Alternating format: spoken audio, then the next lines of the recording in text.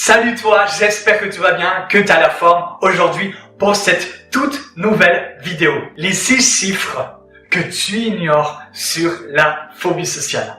La phobie sociale, c'est la 3e maladie après la dépression et l'alcoolisme.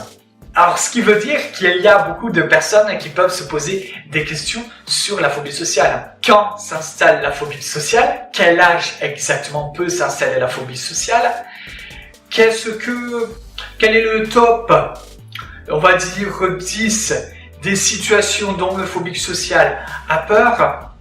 Quel est le pourcentage en France de phobie sociale, dans le monde? Est-ce qu'il y a une part de génétique dans la phobie sociale?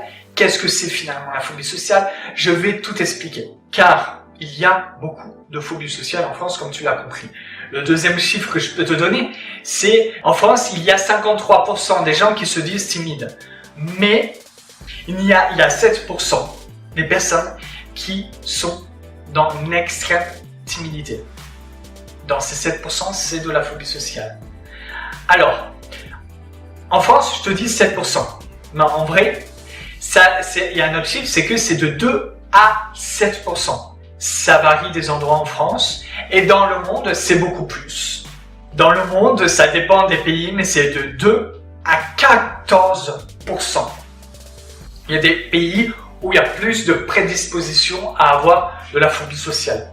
Par exemple, dans les pays asiatiques. Alors tu vas me dire, ok, mais pourquoi dans les pays asiatiques et concrètement, pourquoi ça arriverait la phobie sociale? En fait, je vais répondre en te disant quelle est la cause de la phobie sociale. Mais avant de te dire la cause de la phobie sociale, je vais répondre à la question qui est la phobie sociale, c'est quoi concrètement? Concrètement, la phobie sociale, c'est comme une timidité. Comme une timidité, mais en x40. Le timide peut avoir peur et éviter certaines situations. Le phobique social, c'est plutôt l'impression qu'il est comme dans un examen d'oral dans toutes les situations sociales. Le phobique social, comparé au timide, c'est qu'il va beaucoup plus éviter les situations. Il aura peur de paniquer, il y en a certaines personnes qui paniquent et qui ont des angoisses. Les peurs sont, par exemple, j'ai pas simplement peur du jugement, comme le timide, je vais avoir peur d'être humilié, d'être moqué, d'être agressé. Et sa particularité, c'est qu'il va énormément éviter cette situation et se sentir très isolé. La phobie sociale a tendance à s'installer, et c'est le prochain chiffre que je peux te donner, entre 14 ans et 24 ans. En gros, à l'adolescence jusqu'à l'adulte, jeune adulte. Et c'est la particularité de la phobie sociale. En général, elle ne s'installe pas quand on est enfant. Elle ne s'installe pas quand on a 40 ans. Elle apparaît à partir de l'adolescence à jeune adulte. En comparaison avec la timidité, c'est que dans la timidité, tu auras certaines situations où le timide aura plus ou moins peur en fait. Par exemple, le timide, la première peur du timide, c'est la prise de parole en public. Ensuite, il y a la deuxième peur, c'est les inconnus en général. La troisième peur, c'est le sexe opposé. Tu as une autre peur, la prochaine, c'est être en groupe. Et ensuite, la dernière peur, c'est se sentir inférieur. Mais bien entendu, ça dépend en fait des timides. Mais la première peur, c'est vraiment de parler aux inconnus et de parler en public chez le timide. Et après, plus je descends dans le top et moins ça touche les timides.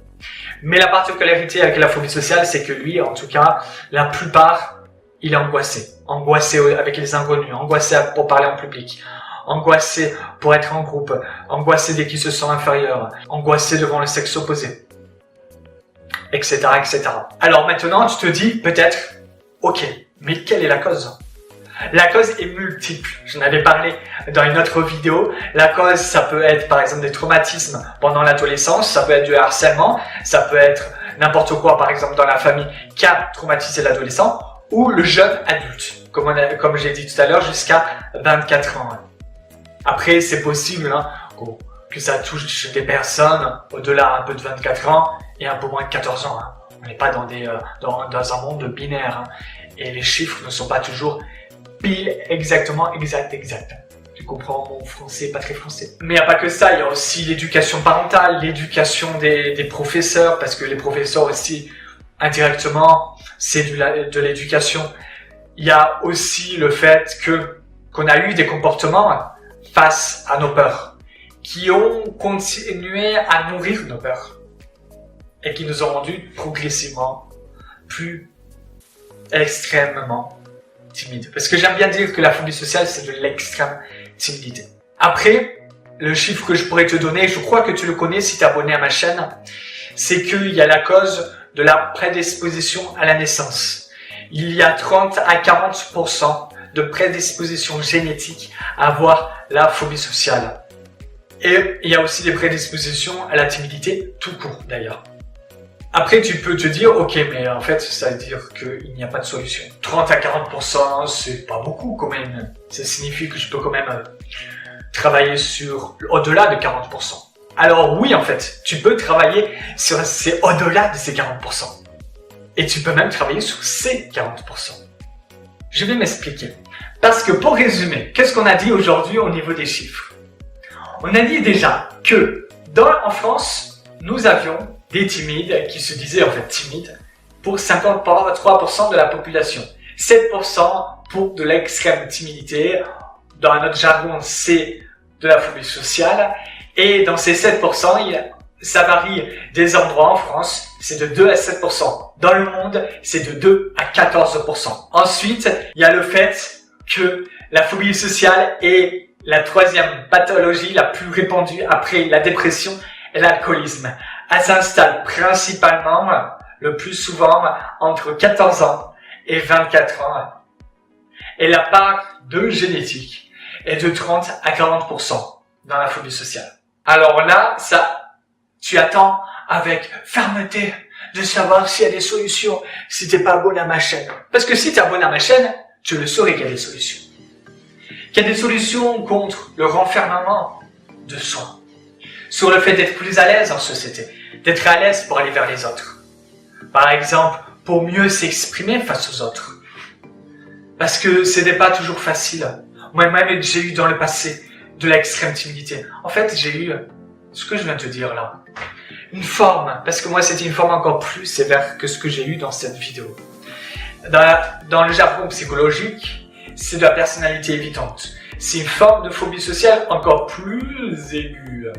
En gros, la différence, c'est que tu angoisses encore plus et tu t'isoles complètement et tu dis que c'est la faute des autres et que c'est pas ta faute. Et en fait, tu fous un peu rien et tu as l'impression que tout va bien dans le meilleur des mondes alors que tu es dépressif au bord du suicide et que tu as l'impression que les gens sont des monstres. C'est un peu ça la différence avec la personnalité évitante et la phobie sociale. Ce que j'avais avant, alors je le comprends parfaitement. Je comprends parfaitement que se sente mal à l'aise pour aller aborder quelqu'un, qu'on se sente mal à l'aise pour s'exprimer, peur de déranger, l'impression de ne pas être intéressant, l'impression qu'on est nul, l'impression que finalement on va engendrer un conflit si on s'affirme un peu trop, si on ose dire non, etc. Finalement, la difficulté de s'exprimer, la frustration de voir cela, de se dire que je n'arrive peut-être pas à avoir les relations sociales que je souhaite. Je n'ai pas la communication que je souhaite, mais surtout, est-ce que ça va s'empirer au fur et à mesure des années? Qu'est-ce que je vais faire dans 1 an, 2 ans, 3 ans, 10 ans si ça se continue? Et c'est ce que je me disais avant. Et si je meurs dans mon cercueil avec cela? Non, mais en fait, je ne mourrai pas, non. En fait, je n'attendrai pas la retraite pour mourir, en fait. Hein. Je vais me tirer une balle dans la tête avant que ça arrive. C'est ce que je me disais avant. Et c'est pour cela que je vais te donner des solutions. Les solutions, tu peux les avoir principalement et que sur ma chaîne YouTube. Ça signifie que si par exemple tu ne me connais pas, tu peux t'abonner à ma chaîne YouTube, tu auras plein de vidéos sur que ce thème-là. Être à l'aise en société, être sociable, tout simplement. Après, tu peux toujours aussi, si tu aimes lire, tu as mes emails privés en barre de description pour recevoir toutes les semaines plein d'emails remplis d'astuces pour répondre à cette toute même question. Comment maintenant être à l'aise avec les autres? savoir être sociable, s'exprimer avec aisance. Et j'espère que cette vidéo t'a plu. Je te dis à la prochaine pour une toute prochaine vidéo. Ciao, ciao!